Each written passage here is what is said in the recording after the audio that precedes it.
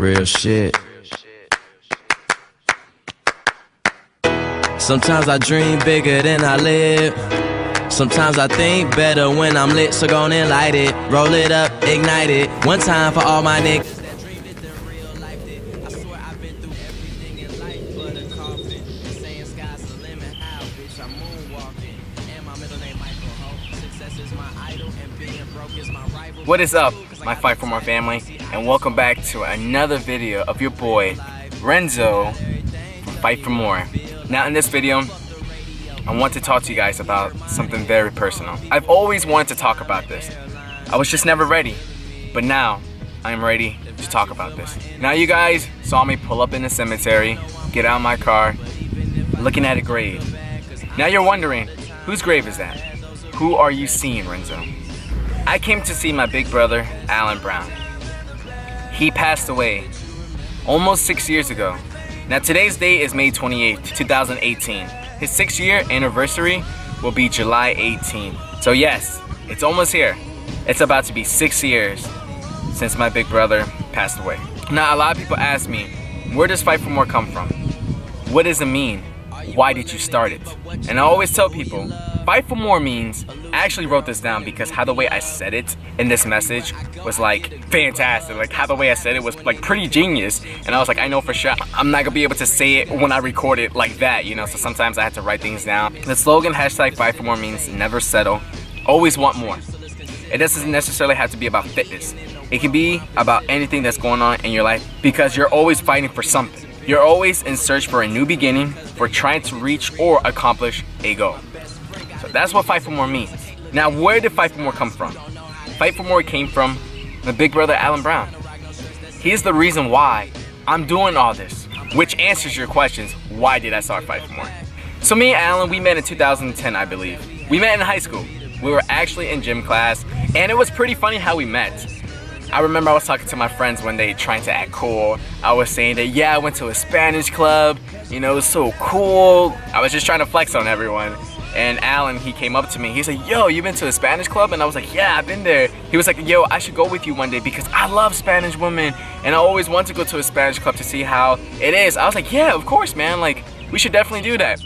Ever since then, we became best friends. We started to hang out all the time. We played soccer together. We went to school together. Whatever I did, we always did it together. Like, we were very, very close. And the crazy thing is that we were pretty much alike. Not physically, because he was taller, he was skinnier, and I was short and pudgy. So definitely did not look the same. But our personality was the same.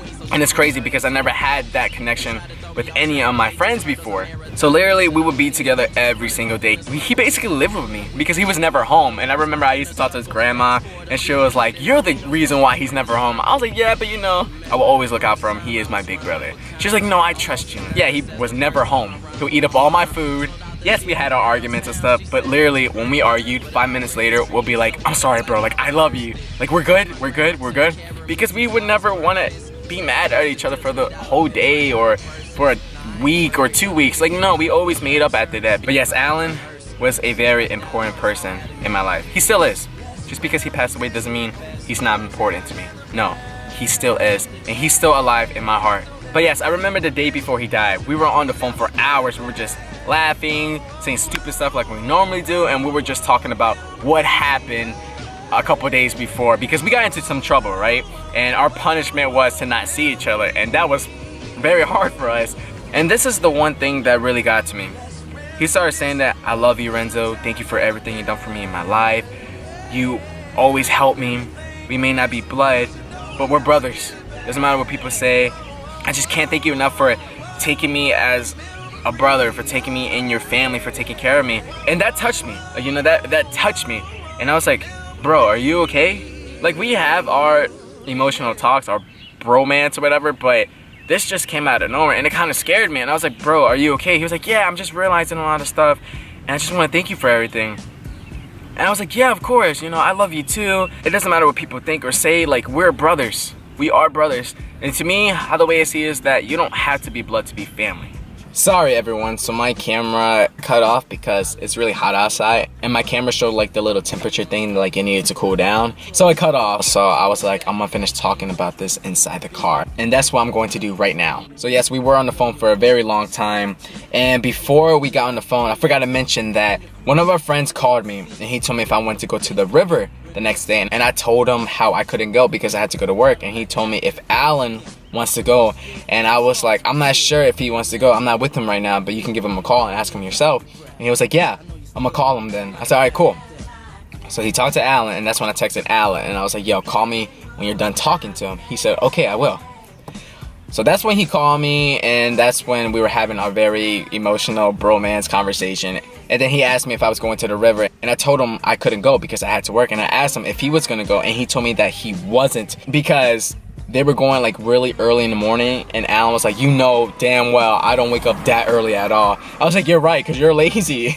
So we just started laughing and stuff. So he told me he wasn't gonna go. So I was like, let's see each other tomorrow. You know, we didn't see each other for a couple of days. I'm pretty sure our punishment will be off by tomorrow. So let's see each other. He was like, yeah, let's do it. You know, we need to study to get our permits. I was like, yeah, you know, because I'm 17, about to be 18, and you're 20. So we definitely need to start getting our lives together. He's like, yeah, bro, let's do it. So we were like pretty excited. So the next day came, and we did not talk to each other at all.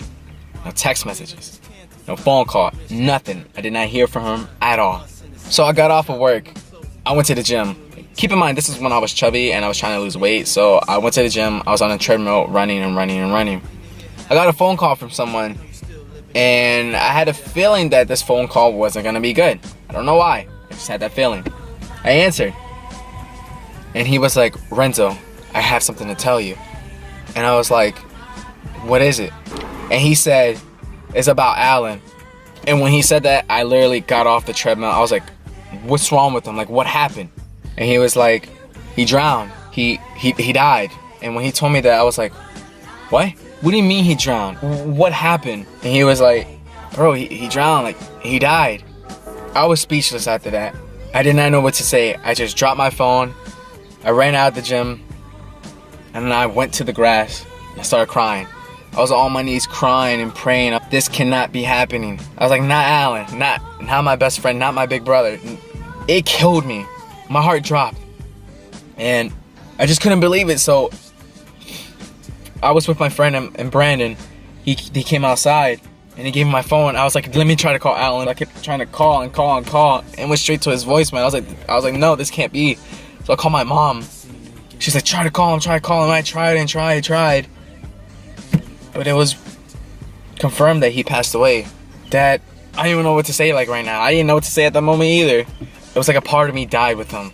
Half of my heart was broken because he was my other half. He was my everything. That was my boy. Later on that day, I went to his grandma's house. I went over there, we started hugging each other, we started crying, and we just like, what happened? Like, it was crazy, you know? It was just a very emotional moment. So the next couple of days, I wanted to find out what happened. Alan ended up going to the river. He went with like 6 people. So I wanted to know what happened. So I pretty much talked to every single person. I was like, please tell me what happened. They told me. But the thing that doesn't make sense is that everyone's story is different. It didn't match. It didn't add up. So it didn't make sense to me. Now, I'm not trying to blame anyone. It just didn't make any sense to me because no one's story did not match. And that blew me even more because I don't know exactly what happened to him. I really don't know. All I know is that he drowned, but I don't know what got to that point for him to drown. So I would never know. It's about to be 6 years later, and I would never know what happened. Like, he told me he wasn't gonna go. That's why I didn't text him. That's why I didn't call him, because we were gonna see each other. I don't get it. Like, I literally just talked to him the night before he died, and he's gone. Like, he's gone. I felt like when we were on the phone that night, he was saying goodbye to me. I think about that all the time. I was like, that's why he said all that. He was thanking me for everything. He said goodbye. I wish I could have told him more stuff. I wish I could have saw him one last time. I'll get back to you guys in a minute. So Alan passed away July 18th, 2012. When it came to the viewing, I couldn't believe it. Seeing his body there, felt his hand. It was so cold. I just couldn't believe it. I was crying so much that day. Like, I had my friends there holding my hands. I was just done. When the funeral came, it was even harder. Had to say my last goodbyes. It was bad. Never thought I would see my brother so soon in a coffin. He was only 19 years old. 19. I think I said he was 20 earlier. He was only 2 years older than me because I was about to be 18 in September and his birthday's October 10th. So he was going to be 20 and I was going to be 18. But guys, it got so bad, so freaking bad that I wanted to end my own life.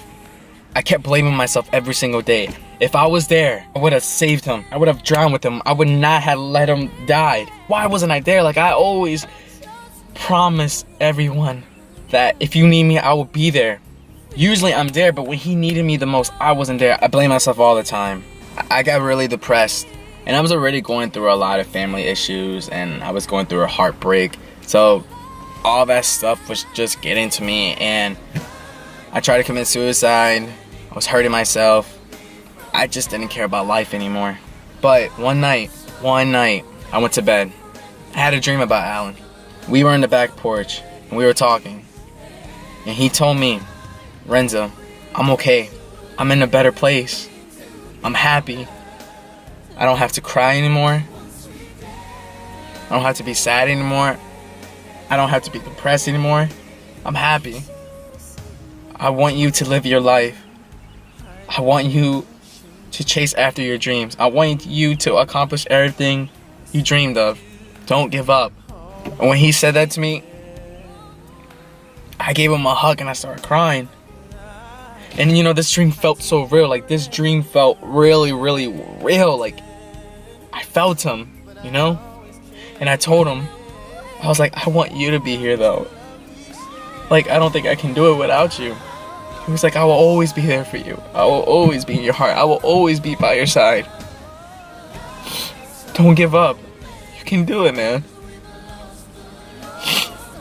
And I was like, you think I can? He was like, yes, do it. Don't give up. You have to keep fighting. Fighting. He said, you'll see. And when he told me that, I woke up and I started crying because it felt so real. Ever since I had that dream, my life changed. I promised him in my dream that I would never give up.